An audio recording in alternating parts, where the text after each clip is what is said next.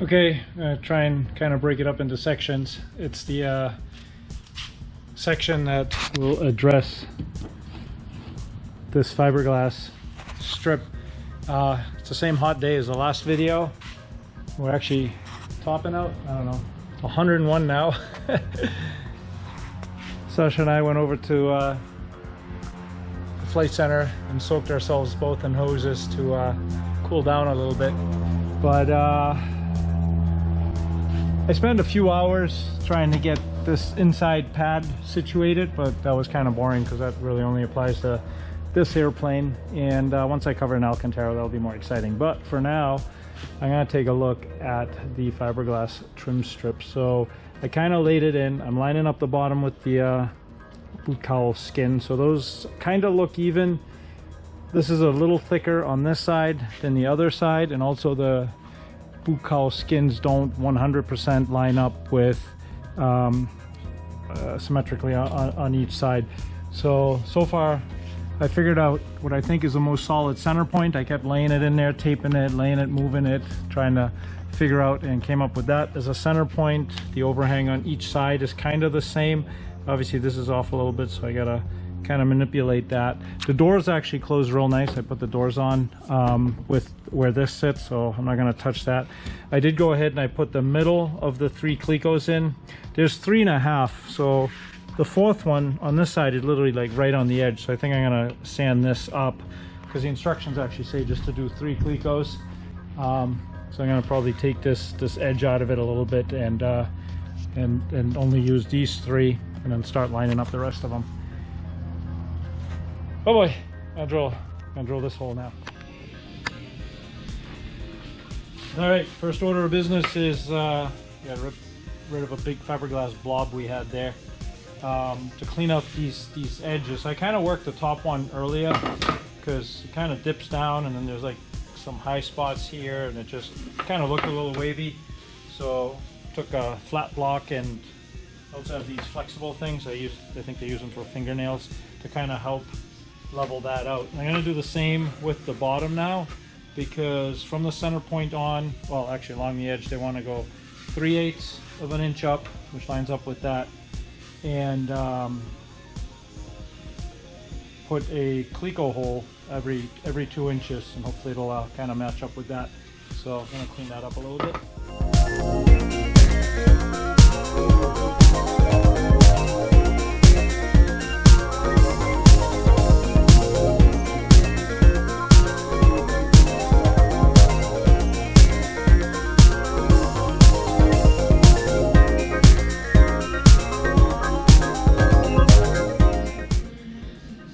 Nothing better than sanding fiberglass on a hot, sweaty day. Love it. Alright, so here's kind of what I came up with. This is the center one that I did. These are the other 2. See how close this one is on the edge? So I got some sanding to do. This one is less than 2.5 inches. And this one's like 2 5/8. So I'm going to bring this down quite a bit, but I also got to bring this up to clear that rivet kind of in the same way, and then I'll carry on and do my 3/8 line and start spacing the ones that go in the boot cowl.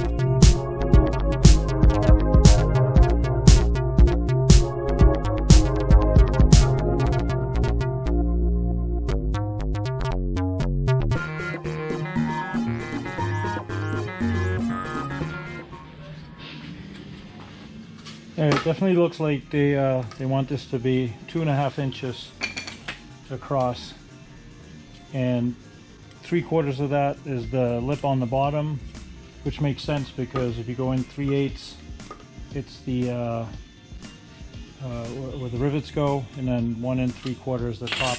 So I made myself this little spacer just kind of to eyeball it, and I'm trying to get this whole thing to 2.5 for a couple of reasons, just so you don't have this thick part here, and also give me a reason to grind away where it clears that rivet. So this side here was shy, just a little bit less than 2.5, so I'm not obviously sanding that, and the other side was much bigger, so I'm bringing that down to 2.5, and I just kind of want it to be uniform. I hope this doesn't bite me in the butt later, but I think I'm just going to try and keep that slope the same rather than if you measured it originally, I think this was like 3.5 or 3.25 inches at the wide point here. So kind of trying to just to make a 2.5 inch strip that goes all the way across. Oh, why do I make my life complicated?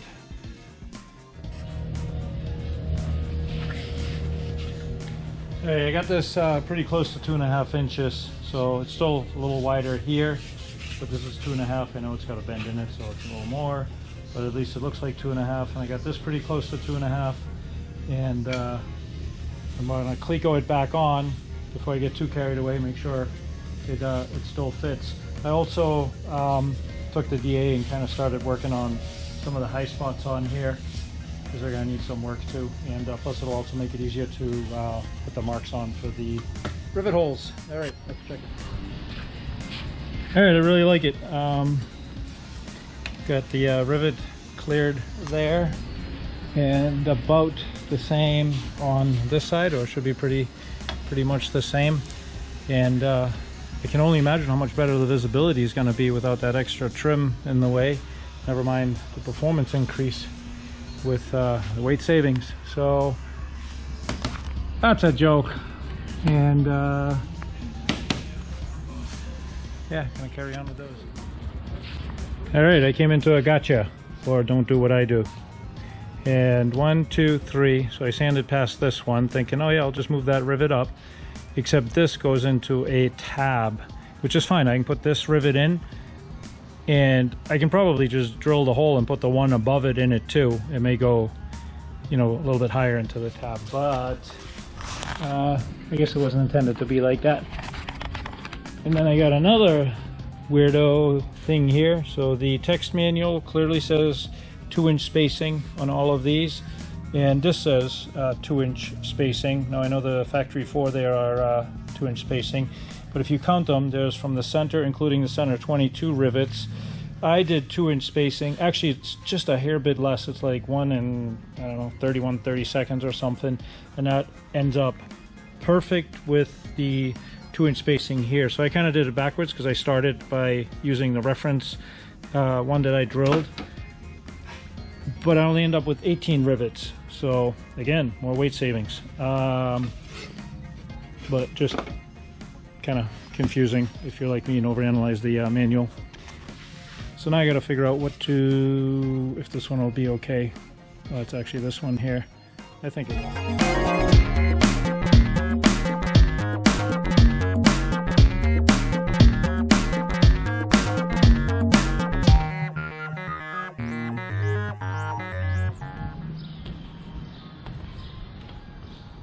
Fitting beautiful. Now the manual says to transfer drill all of these number 30 going across, but being the rebel that I am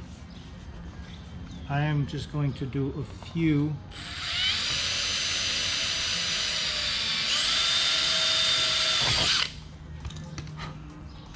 with a number 40, and the reason being, I'm going home. No, is that George is going to take out all the avionics, because he's getting the back aluminum plate anodized and then laser etched, and that will allow me to get in there, and I'm going to put a towel down to minimize the amount of shavings that go onto our avionics tray. So, plus, very long day. Very happy though. This was kind of scary, but it's coming out wicked cool, so super excited. For now, good night, I think. Refreshed. Look, we're down to 95 degrees. Ready for the second shift to get working. All joking aside, one thing I noticed, like I put a couple of clecos in, is how this kind of bulges out up top. And I don't know if you can tell, but it looks like the actual acrylic of the plexi, the acrylic of the windshield is kind of keeping it down a little bit. So I think one of the things I'll do next time I take it off is maybe taper the bottom of the windshield a little bit to help with that.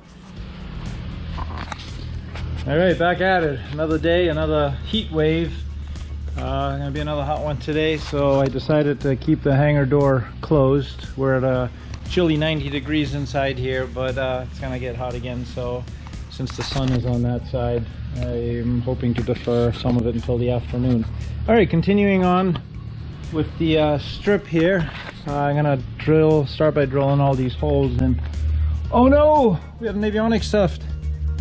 No, just kidding. George took those out and he's getting the panels anodized, and this gives me the opportunity to put some towels down inside there so we don't have the shavings falling all over you know, the avionics.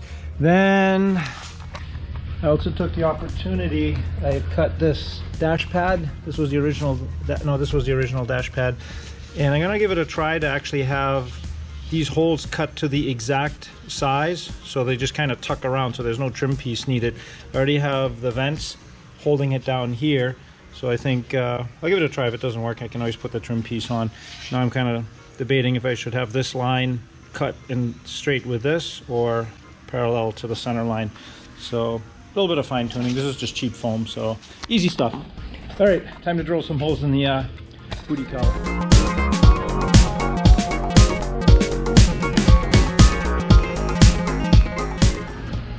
All right, we do that about 10 times, but I got it to a nice fit. So the idea is this clips around the edge of the visor or the brow here, and then you can pull that off. So the Alcantara is going to be glued to this, but then wrap around there, and that's what holds it on. And then through the screw holes, there'll be 5 holes that bolt that all together. Now I'm working kind of on this part, so I'm gonna try and eliminate the trim piece that's visible on top, because it doesn't fit. I mean, it fits fine, it just has some gaps in it. So I step into my office over here. All right, so I figured out that this is the piece that they have, but it's a little oversized, and as the tube comes through at an angle, it obviously tapers at the end, so you know it's not coming down perpendicular to this to fill the hole. It's a 3/4 inch tube. This is a 7/8 cutout, so I'm trying to get that as close as possible. So I actually have some plastic that's even thinner, and now I'm making 2 of those pieces, and the idea is just to glue them underneath the padding, and then wrap the Alcantara, which is going to be glued on top, around it, so that in essence kind of snaps it in and holds it tight around that post, so there'll be actually no trim piece at all. And again, the vents will hold it down. So yeah, I know, getting a little sidetracked here, but figured I'd do this while it's fresh in my mind.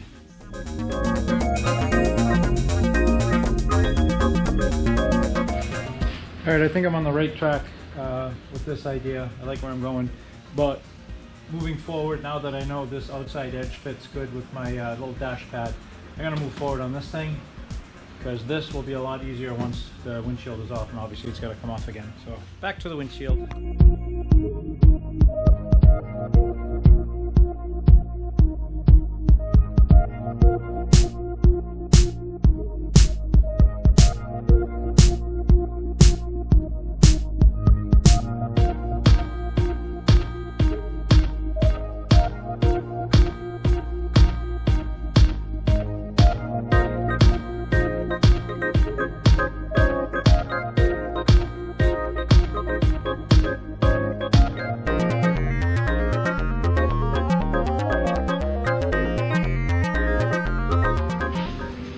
Alright, I'm not gonna lie, it was much more comfortable working in my air conditioned and heated garage, but 98 we're up to, but it feels stickier today. I think it's really thick there. And I got me a fan, but that's pretty much cooling my kneecaps. Anyway, that is done. I'm gonna pull it all apart, and remember I talked about maybe taking a look if I can get this bottom, sorry, came in the wrong way. That's all done. I'm going to see if I can take a look if I can get this bottom edge to fit it better. I'm also contemplating if I cut this flush with that. All right, take a look at that. I'll let you know what I come up with.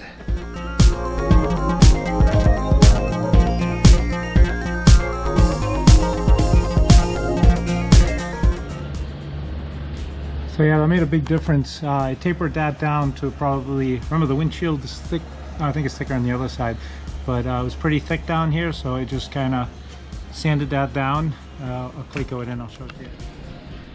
So, not perfect, but vast improvement. I don't know if you can see inside there where that's drilled, ground down. So I think with glue and a little clamp right here, we're golden. All right, what's next? I gotta trim these a little bit more, and I did cut the foil back up to that. So now I'm gonna mark this with a black thin magic marker, cleco it all in, and then mark that, and this way I can mask it from the inside and paint it. I was wondering if I should paint it to go black up in here. That would be kind of cool, like a rounded corner. So instead of the magic marker, I ended up just using some 1/2 inch masking tape. A couple of reasons. It's easier. It'll give you a more precise line around there. It'll help protect the glass along the edge, putting this thing in and out. And I'm gonna have to sand the bottom half anyway, where the 2216, the 3M adhesive is gonna go to it. And I can use it on the inside to mask. I might go up a little bit, you know, give it like 1/8 of an inch or so, and paint that black. But I think I'm gonna end the, sorry, it's wicked hot. Back down to 100. We're at 101. Let's see if we make 102. I'm gonna end the video here for the fiberglass cowl strip. Obviously making more videos than hoped for, but it's a time-consuming process, but if you take your time, it actually comes together really, really nice. I did grind both of those sides, and that made for a much better fit, so I recommend doing that. You can see it almost sits flush just by itself now, chamfer off the bottom. Structurally, I don't think it's going to affect anything because it's in this lower corner. It's going to be glued to this, riveted and all that, so I think that's a non-issue. I might actually cut these metal strips, maybe not flush, but I don't know. Actually, no, I'm not gonna, because this is, I think, gonna get glued to that. So I gotta look into that. But anyway, this is the end of the fiberglass windshield strip. Lots of fun, fits good. And remember, this is just me monkeying around. No instructions, and if it's helpful, build on. Oh wait, there's more. One more thing worth mentioning is I ended up rounding this, that part of the door. Okay, back up. So these are not exactly the same. The bend at the door was lower on this side than the other side, and the strips are not 100%. So I didn't want to have like one bend down here and the other one more up top. So I ended up rounding that whole thing over a little bit.